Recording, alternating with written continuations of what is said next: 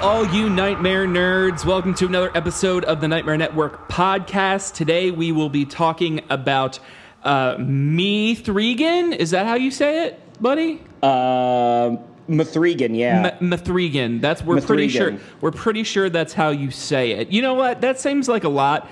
And you know, I still have my my teeth braces in, so like the ths are a little hard for me right now. So why don't we cut out the M3GAN?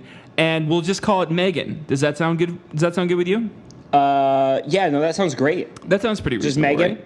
Yeah, we're just gonna go Megan today. God, that sounds so weird though, Megan. It does. I got used to M3GAN. We actually, this was a big error on our part because the 13 Ghosts episode of that we recorded, we didn't call it the M3EN 3N the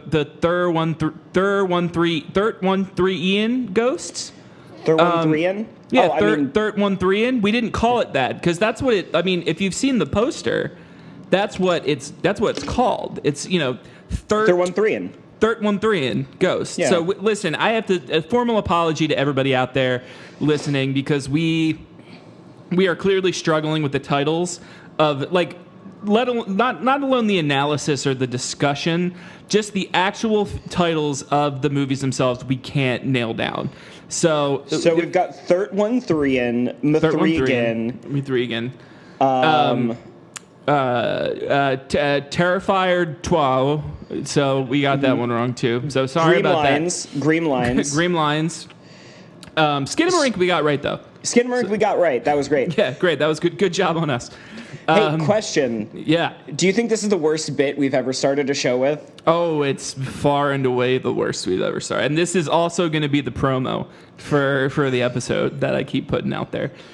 We thought weaponizing small animals was going to be the worst thing we did on this show, but this bit might be it.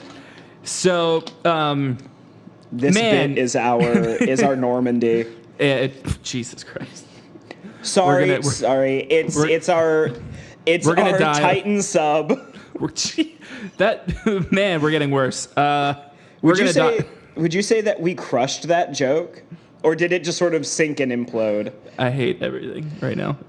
Listen, man, it's too hot for this kind of humor right now. It is so hot right now. We just had this conversation. If you're out there listening to this, I hope it's in a car with air conditioning because it is so freaking hot right now. Are you okay? Because, I'm down here in the burbs and it's hot. I cannot imagine what the city is like right now. So it's well known that the city, like in New York City, the ground is hot because of the subway system underneath it for some reason. So yeah, when I tell you that it's hot, it's hot. I have an air conditioning unit in my bedroom on full blast.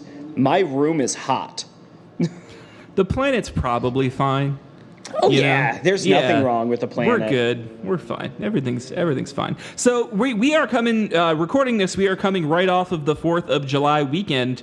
And before we get into some Megan talk, not M3GAN, how was your weekend, buddy? Did you do anything cool? I worked. Nice. Yeah. What did you do working? Which work? We're all poor millennials, so we work 18. Both of us work 18 jobs. So which one did you work this weekend? That one was my toy demonstrator job.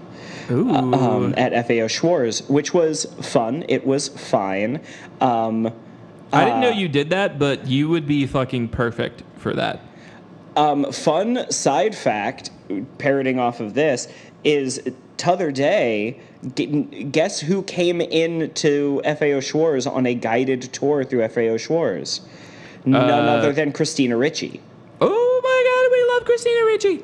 I got to do up close sleight of hand magic for Christina Ricci and her son, who is the most well behaved child I've ever met in my life. Oh, that's awesome. Did she react to it? Was she like, "That's the greatest magic I've ever seen in my life"? They bought a kit. I mean, she could probably buy anything, you know. But that you might take that as like listen, she could buy anything, and she chose to buy your magic kit. I have it on good authority. So here's what happened, right? I was finishing up a demo, and then they had been told that there was a tour coming through, and I saw the toy soldier with some people, and I was like, okay, that's the tour. And I turn, and I just see the kid, and I start doing a little bit of the demonstration, and there's a moment where like I look down, and I notice that this kid and the person behind them, who I'm assuming is their parent, who I haven't made eye contact with yet, right, are wearing matching black and white check Vans, which is fucking adorable. Yes. And I go, I love that you two have matching shoes. And then I hear the kid go, thank you. And then I hear a woman go, thank you so much. And I look up directly into the eyes of Christina Ricci, who is smiling at me. And I froze for half a second because, oh my God, Christina Ricci. And then, according to everybody who was within eye and earshot, proceeded to do the greatest lights demonstration I have ever done in my life. And like, she was smiling, her kid was smiling, they really enjoyed it. It was really fun. My highlight was just that I got to do sleight of hand magic for Christina Ricci and her kid. Right. Man, really cool. I can't imagine just like seeing Christina Ricci at my place of work and not just immediately proposing to her on the spot. And I think that Nicole, my ex-girlfriend, would would understand, because we both love her so much, and like she just gets better and better and better all of the time. Like she is killing it in Yellow Jackets. Yeah. And every time I see her in something, it's like there are a few people that I always say, like, if I see this person in something, it makes whatever it is 5 times better. One of the people that I feel this way about is Jason Bateman. Like, I feel like you could add Jason Bateman to any movie and he would immediately make it better. And the fact that he's like a sick director now too, like not now, but he's always been a director, but like he's making like really cool like TV shows and directing, like that's awesome. Like he is a person like you could put in something and I feel like just make something better. Christina Ricci is also an actress that, like, if you just introduce her to anything, it makes it better, like completely. So I don't think I would have been able to talk to her. Like I would just be like, and that would have been my impression of me actually meeting Christina Ricci, which is great. So that's kind of what happened for like 5.5 seconds. But anyway, so that's what I did. What did you do? How was your weekend? So I went to go visit my buddy in Atlanta. And then while I was down there, he really wanted to take me to this place called the Plaza Theater, which is apparently their cool like indie movie theater they have down there. And he took me there once before, but we didn't see anything because fun fact, in Dr. Sleep in the very beginning when they meet what's her name before they turn. I can't believe I can't remember her name. Before they turn her, the girl meets the guy in the movie theater, and and then they walk out, and the crew kind of like takes her, the True Knot takes her. That movie theater and that exterior is the Plaza Theater. So he took me there like 4 years ago and was like, "Do you recognize this?" And I was like, "Oh my God, this is the theater!" And like I knew what it was immediately. And so this time we actually went and we saw 2001: A Space Odyssey in 70 millimeter, and it was really sick. But I have a lot of thoughts about 2001: A Space Odyssey right now, and that is that movie, the great and historical, is so fucking boring. It is so slow and boring.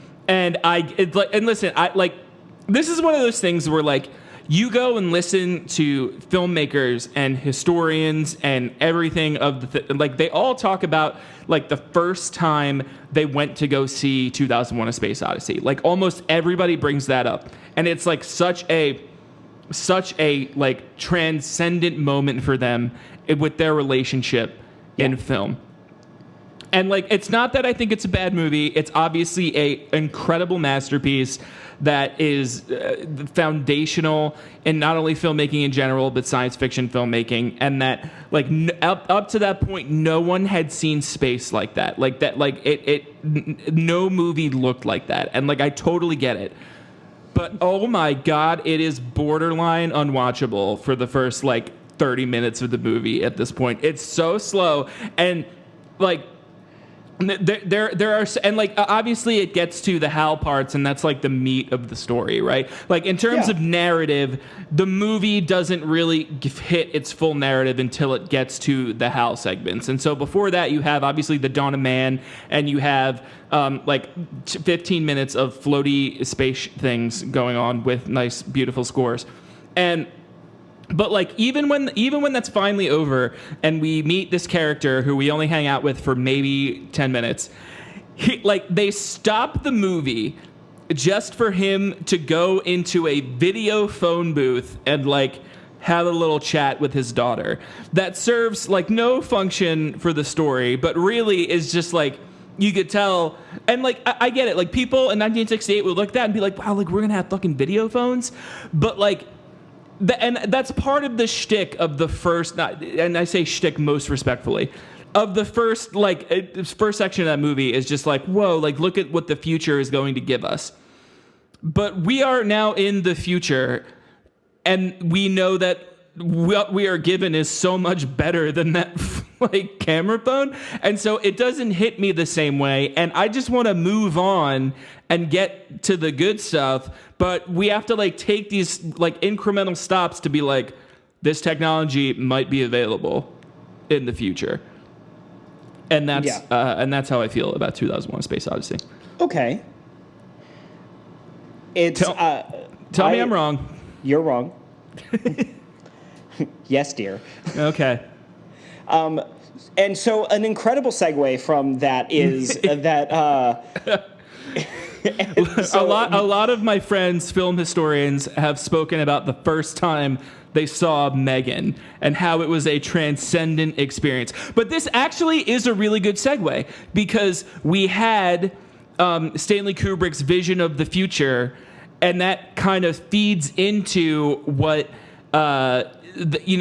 James Wan and Jason Blum and company's vision of what technology will bring us in the future with M3GAN. I'm sorry I stole that from you. I just got really excited because that is actually a good segue.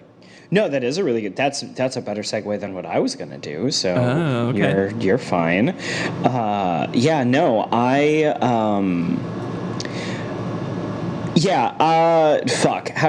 What do I say for this?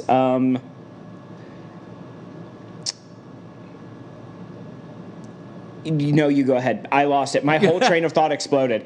Oh no. I guess it's like M3GAN's version of the future, which is only a couple years from now, is more startlingly realistic than anything anybody could have guessed. Yes.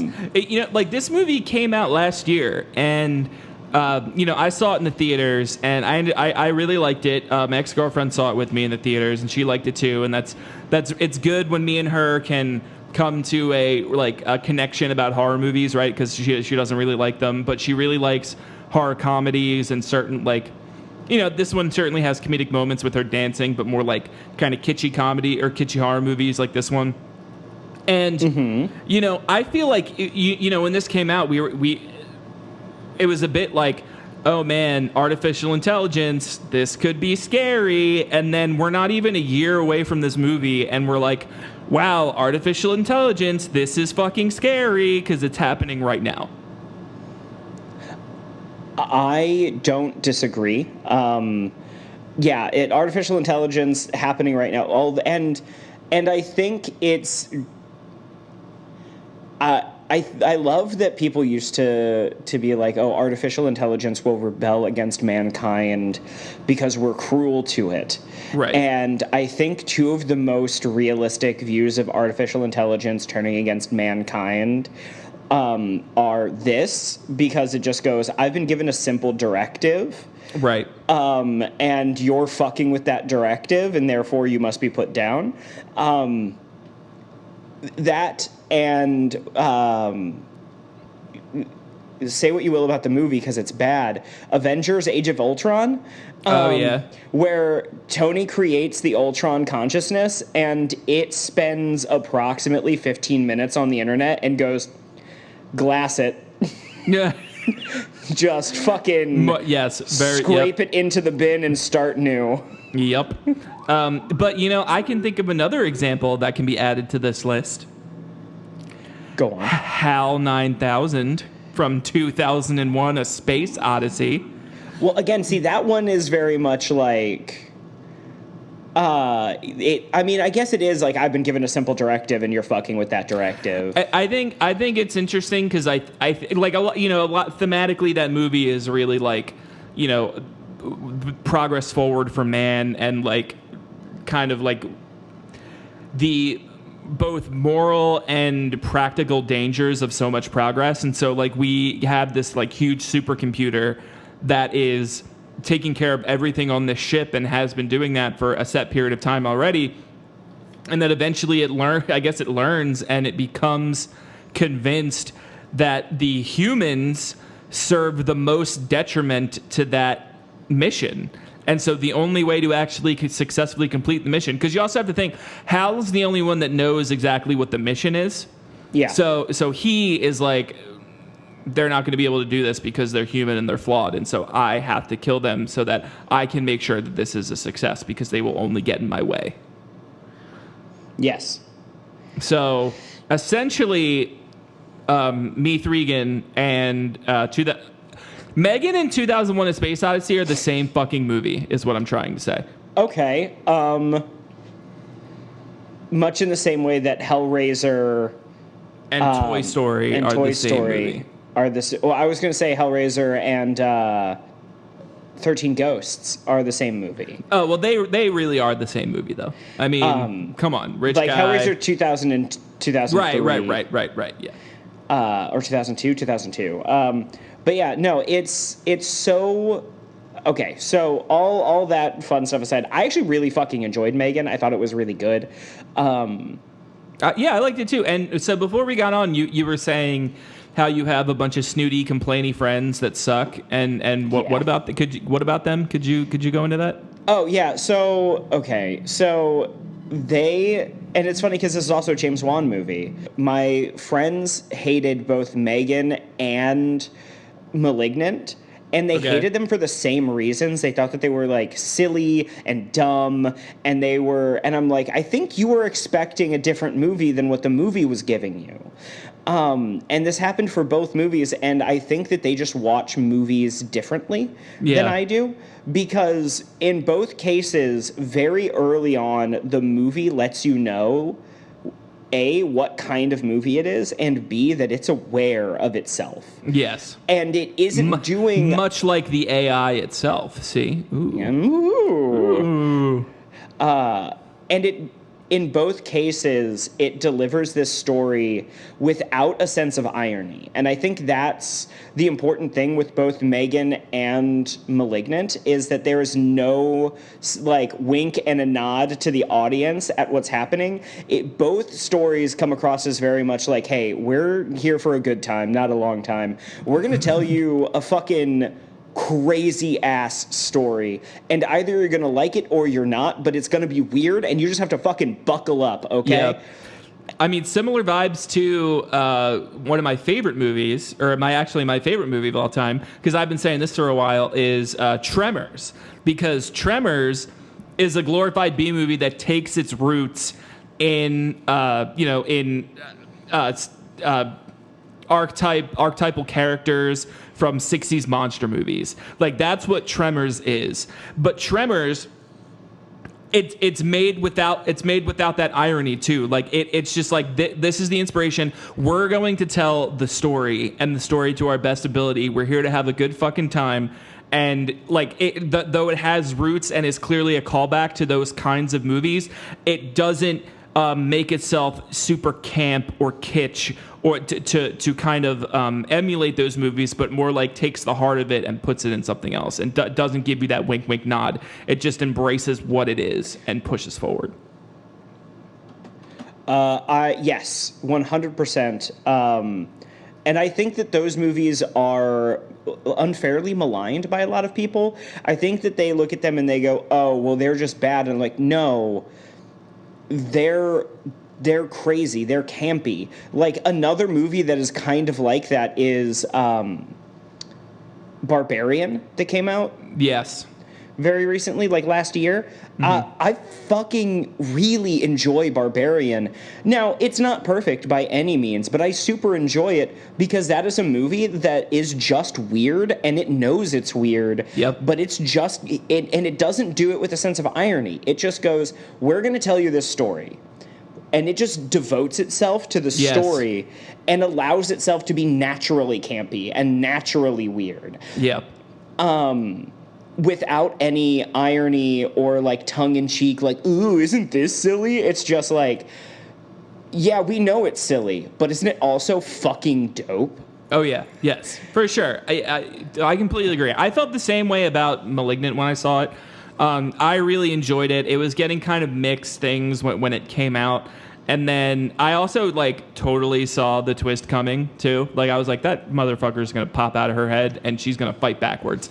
And that's what happened, and it was awesome. Okay, but so quick question. Okay. Because I also saw the twist coming, and I watched it with a friend. Now, here's the real question. How soon into the movie was it when you went, oh, it's a parasitic twin on the back of her head? Like, so, how soon into the movie was it? So, okay, so, like, you know, we like to think we're smart people, right? You know?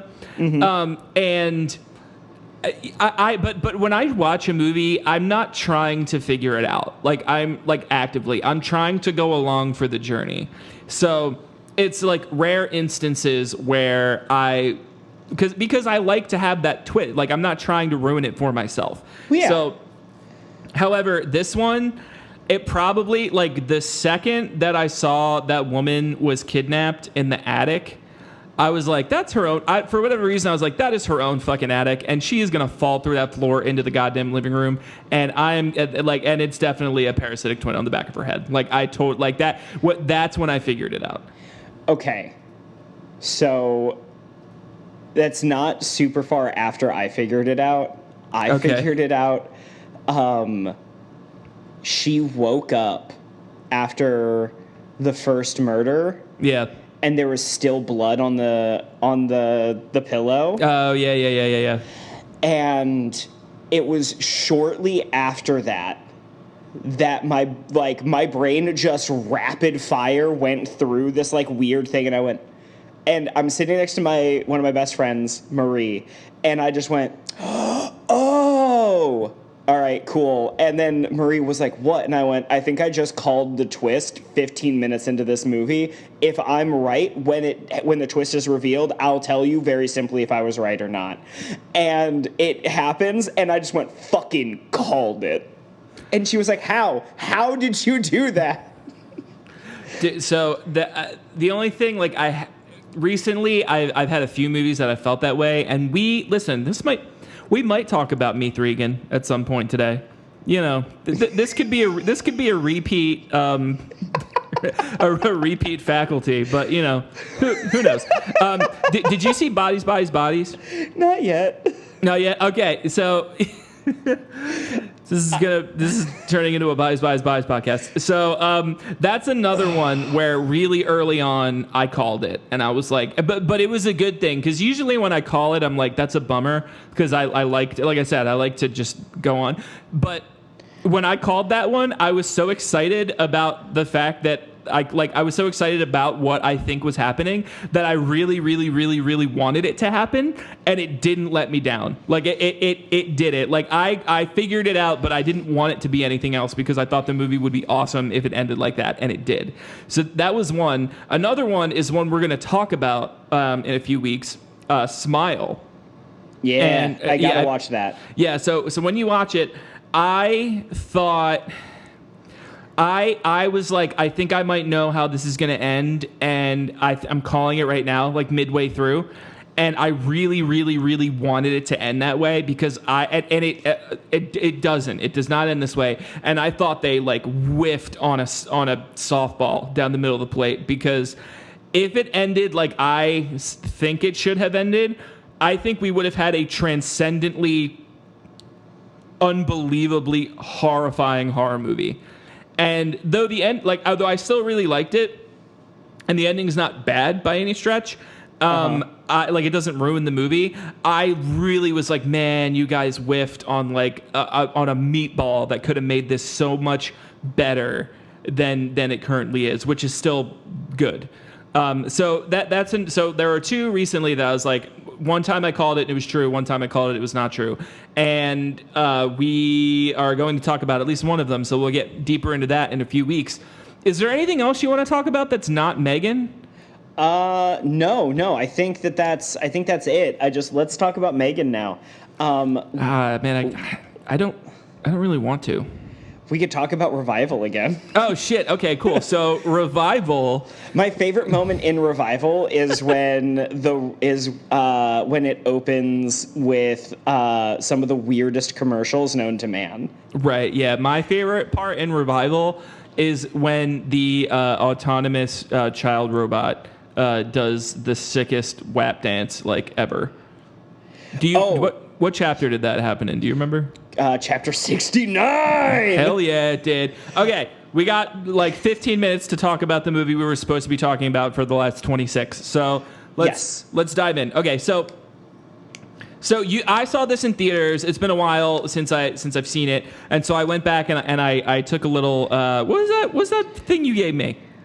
Oh, sorry. I was cracking my knuckles, but I was doing it up here, and then I realized that I could see it in the waveform. I'm cracking my knuckles into my microphone, so I just went, "What the fuck am I doing?" I look up and I say like, I saw it in the theaters. I haven't seen it since, and you look like you're just like, what the fuck, man? Like you're lifting your hands like I committed arson, and I was like, what? Like, I'm sorry. Did I F this up? Anyway. No, I was being a fucking idiot. That's what it was. Great. 13 minutes. Let's go. So I saw this in theaters when it came out. Like I said, I remember really enjoying it. I thought that it was like pure entertainment and knew exactly what it was. And it's so much so that my ex-girlfriend liked it too. And so I did look up and get myself a little refresher before we got on here, but you're fresh off of a viewing. You watched it very recently. So why don't you go ahead and tell me initially what your thoughts were immediately post viewing? Okay. So I've watched it with my friend Heather. And we finished watching it and we looked over at each other and went, I think that movie fucks. And she was like, yeah, I think it does fuck. And then she was like, Colin and Angela hated the movie. They said it was really bad. And I was like, well, they also hated Malignant. And this is before I confirmed with them that why they hated it. And they hated it for the same reason. So I was like, they also hated Malignant. So I think they just watch movies differently. And she was like, this movie was really fun. And then she goes, I'd be down for a sequel. And I went, I think they're making a sequel. And they are. Ooh. M3GAN 2.0. But yeah, immediately we were like, that was really fun. We started like dissecting the bits that we liked the best. Mm-hmm. My take from it was I feel that what they did with M3GAN is they took all the best parts of Orphan and all the best parts of the Child's Play reboot. Yep. And got rid of all the shit that didn't work and just kept the best parts and put it into one story and made it really fun. I completely agree with that. And be honest with me. Your friends who didn't like the movie, Do they like Wes Anderson? Actually, yeah. Yeah, you know what I called it. You know why? Because this movie is designed for you to have fun watching it, and Wes Anderson movies are designed for you to just look at the actual same shot over and over and over and over and over and over again for 18 movies. I'm just kidding. We're gonna cut out the part about the Wes Anderson. I think you're right, though. Yeah, I agree with you so hard. Dude, okay. Man, we're not going to talk about M3GAN for a little bit. So, listen, Grand Budapest Hotel, I think, is a fantastic movie, and I think that is peak Wes Anderson. And everything after that is, The French Dispatch is, the same movie as that. He just, he has his own style, and I get that people like it, but it's just the same style over and over and over and over again. And it's very repetitive. And even the actors aren't having fun doing it. There's a reason that he is just, every line is really, yes, I'm doing this. It's all monologue and it's all this. It's like if a Yorgos Lanthimos movie was neutered. Nobody's having fun and they're not even killing people. That's all and I'm sorry, but this M3GAN is a fun ride through ridiculous cinema. I agree with you, man. I think it unironically fucks. I agree. Really fun. Name me one other movie where you get to see a child-sized robot do a fun TikTok dance and then rip a paper cutter off of the actual paper cutter mechanism and use it to massacre 3 people. I'll tell you what, off the top of my head, the only one I can think of is Mr. Megorium's Wonder Emporium. Oh fuck, you're right though. Yeah, shit. Yeah, Mr. Megorium. Fuck. No, you're completely right. And I have to people complaining about wow, this is going to get into a really larger kind of esoteric conversation of let's go. You have Martin Scorsese's being cinema is dead and all these Marvel movies are not cinema because they're a factory that just gives you out all this stuff over and over and over again, right? And then you have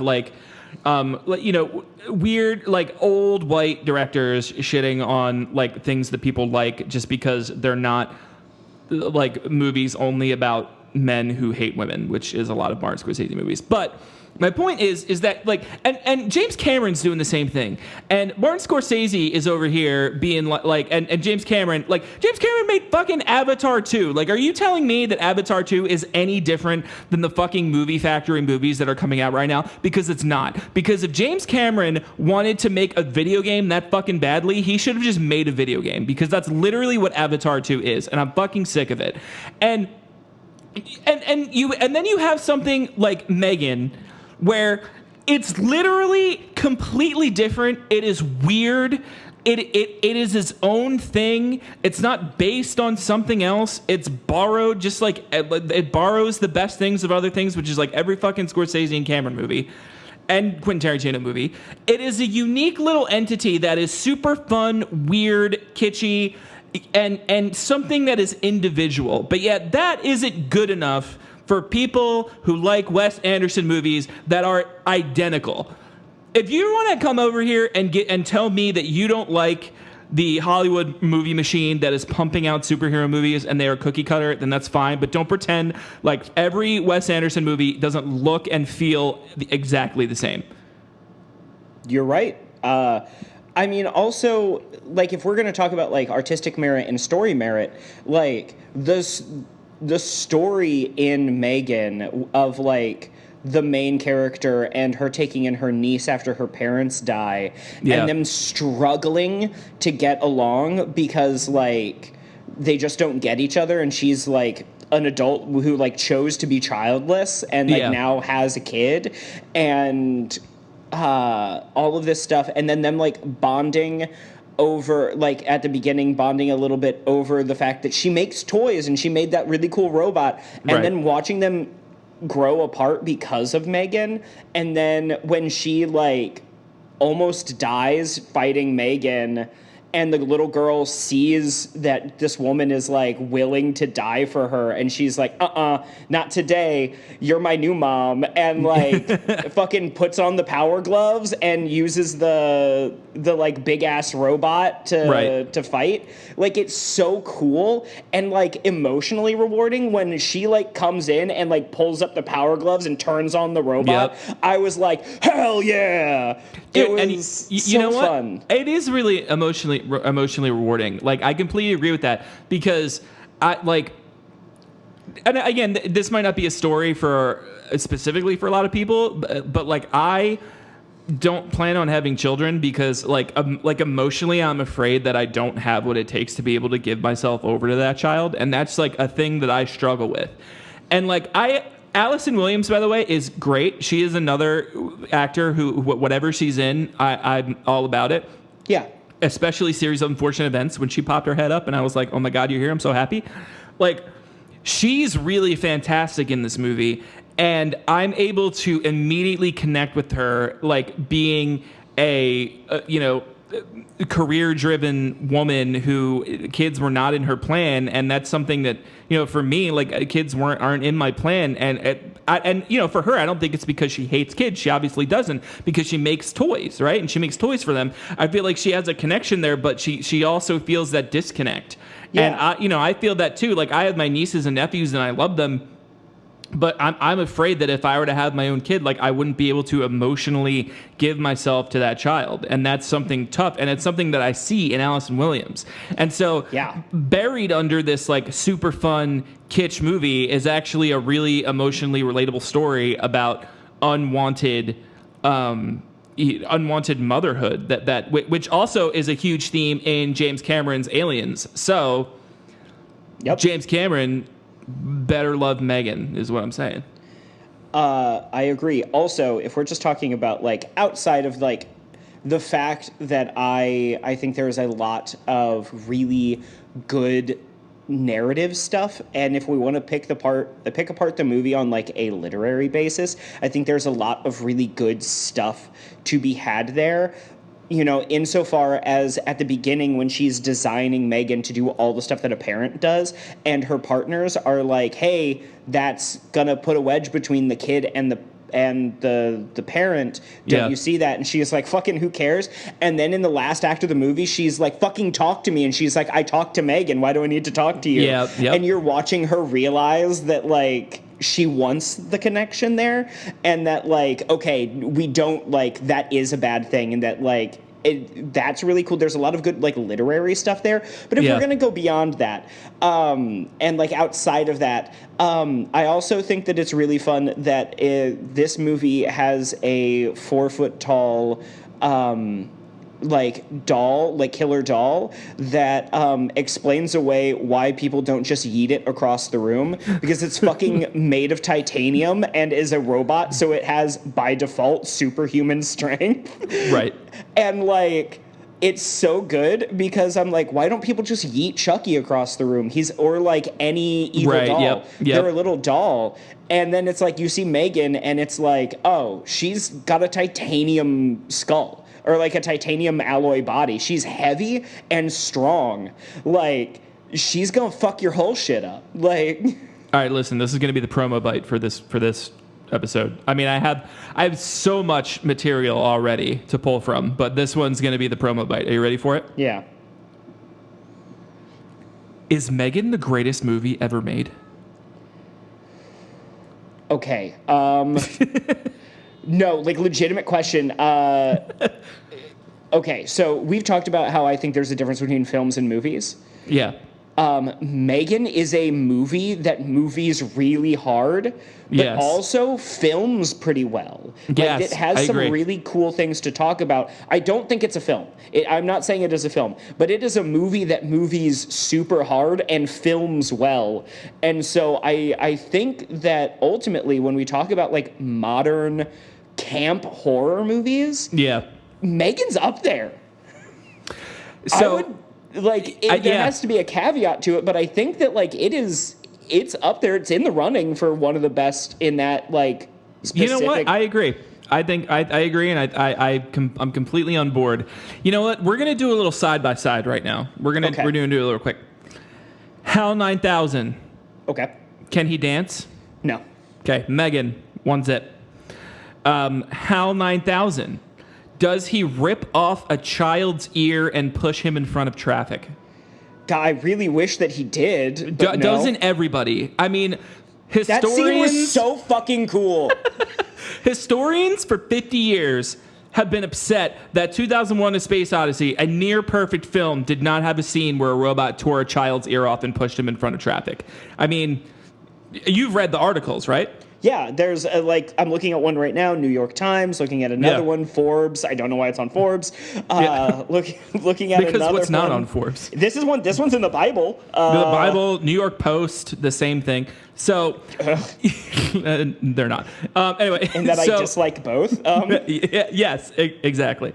But I totally agree with you. It movies so hard, and it knows exactly when to reach up and pick a little petal from the film tree. I think that's a really good way to look at this movie. Yeah, I agree. Thank you. And oh my God, okay. So let's talk very quickly about how this movie's rated PG-13, and it gets away with some shit that I am shocked that it got away with. The scene where she rips the ear off the kid, pushes it down the thing, and then he gets run over by a truck. Yep. It happened, and Heather and I were sitting there, and we both just went, oh! And then she looked over at me, and I just went, fuck yeah! Dude, this is a really weird sentence, and I know I'm starting off I know how weird this sounds, but I really enjoy horror movies that do not discriminate between children and adults. I agree. Yeah, and that's why reading it is so rewarding because you truly have the horror movie experience from the perspective of children, right? And it's the same thing with which is why I really like the new the Evil Dead Rise. Have you seen that yet? Yeah, I did. You didn't like it? I thought it was toothless and safe. Really? Yeah. Damn. They put those kids through a fraction of the shit that they put the adults through in any other Evil Dead film. I guess that's fair. I don't know. I just really liked watching that girl get impaled through the fucking mouth with a thing, because I really didn't see it coming. But I guess maybe I liked it because I thought they were going to use the kid gloves and they didn't, and I was really happy that they didn't. But I can see you did not expect them to use the kid gloves, and that disappointed you. I didn't expect them to use the kid gloves at all, and they did a little. Or even when they didn't, they made it softer for them. They made it more fanciful. In Evil Dead 2013, which I know is a different director, but the opening title scene is straight up oh, this is in the same vein as Evil Dead 2013. Even with when the title rises, they use the hit from Evil Dead 2013. So that's the parallel that it's drawing. We have people cutting their own tongues in half with razor blades, cutting off the sides of their faces with broken glass. It's so brutal, and we have none of that in Evil Dead Rise. It is more cartoonish. It is more over the top and silly and fun. Insofar as we even get the black makeup veins crawling across and the goo coming out of people's nose, as opposed to just being no, you're bleeding from the nose and mouth, and it's just weird and awful. They made it slime, so it wasn't as oh no, and it felt very glossy and very safe and toothless. And I think it is because they are children that they did that. I guess I was just expecting much more kid gloves. I thought seeing the trailer and going into there, I thought the focal point of the gore and horror was going to be the mother, and it was kind of going to be really she was going to be a bullet magnet, and it was just going to be what can we do to this woman and continue to do it to make it really disgusting. And I didn't see it expanding that much. And then when I did get to see, their deaths are still pretty horrible. When I did get to see these deaths from kids, I was like, oh shit. But clearly we watched it in a different space, and so we felt differently about it. And I don't think it's a bad movie. I just I was disappointed because I was I truly wanted them to just be like we're not gonna shy away from doing the Evil Dead thing to these teenagers. Yeah. And they did, and it made me a little sad. That being said, in M3GAN, they just have a kid get run the fuck over by a truck. Yeah. And truth be told, that kid deserved it, and he was an awful little shit. And if it didn't happen, if that kid didn't die, then he would be in jail for something awful within a couple of years. Totally agree. And the one brief moment in this movie where you root for M3GAN because that kid was such a little shit. Oh, truly. I was she killed him, and I was like, M3GAN has done nothing wrong. You know what? I'm ready for M3GAN. I'm ready for M3GAN 2, where I'm ready for M3GAN 2, where she gets a happy ending. She gets a nice redemption arc, just like that fucking disgusting asshole from the Don't Breathe movies. That's got to be the most I don't understand what the fuck I'm doing thing I've ever seen in a horror movie was that second Don't Breathe movie. I fully agree. I want to know what fucking moron went into a room and went, hey, this guy that is just truly one of the most reprehensible characters in modern horror? And everyone goes, yeah. And they go, what if we make him the hero in the second one? And then some brain dead idiot had to go, yeah, let's do it. Let's give him the John Wick treatment. And it's no.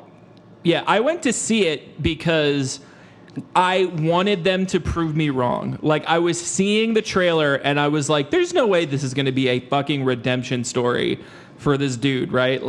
He's still going to be the bad guy, right? And then murdering rapist. Yes, this murdering rapist. I'm like, he's no, right? And they were literally like, no, he's gonna be the guy. This is his story.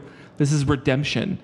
I'm like, this guy doesn't deserve to be fucking redeemed. He deserves to get a injection full of jizz in his fucking mouth every day for the rest of his fucking life, which is why the first one is awesome. And I just don't know what happened. Well, so Fede Alvarez, I think, truly had nothing to do with it. He got a producer credit because it's based on his IP, much in the same way that John Carpenter gets a producer credit in every Halloween movie. Yeah. And we all know he had nothing to do with Halloween 6. For sure. I'm pumped for his Alien movie, though. That's going to be sick. Fede Alvarez? Yeah. It's going to be so fucking awesome. The cool thing, the weird thing about the Aliens, oh my God. So M3GAN, the cool thing about the Alien franchise and M3GAN is that, Alien 1, 2, and Aliens, and Alien 3 are two. And then M3GAN. And then M3GAN are four very, very. And you know what? I'm even going to put Alien Resurrection in there. They're Alien, Aliens, Alien 3, M3GAN, and Alien Resurrection are 5 very different movies. It really feels like each, the first Alien is such an exercise in horror and suspense, whereas Aliens is James Cameron being like, I'm turning this into an action movie, and I'm going to make this some of the most incredible space set pieces you will ever see in your life, which makes them both incredible in their own respect. I think what makes them both great is that their themes connect. And then Alien 3 is David Fincher being like, I don't really know what I'm doing yet, but this is going to be the slickest looking dark ass reboot you've ever seen. And so they're each their own thing. And even Alien Resurrection is it's camp. That is a movie that completely turns the corner to camp and weirdness. And then M3GAN is incredible. So all 5 of those movies are a thing. Then somebody let Ridley Scott get his hands back on this. And he just turned it into the weirdest effing thing. Yeah. Prometheus is so disjointed, and you're like, is this an Alien movie? I have no idea. He seems to think it is, but maybe it's not. And then Covenant comes out, and he like tries to. There are some cool parts to that, but it really doesn't fit because he gets really obsessed with Michael Fassbender fingering himself. And so at this point, it's like a super odd franchise that like started somewhere, went in really interesting, weird directions, and then came back to the OG guy who made it boring. And I'm so excited to see someone like who makes like kick-ass, like violent-ass, super cool movies take a goddamn injection to the neck on aliens. Like, I think it's going to be super cool. I think so as well. Also, quick thing for posterity here. I think somebody's got to say it. Mike, maybe on this particular podcast, we can't call anybody out for being disjointed.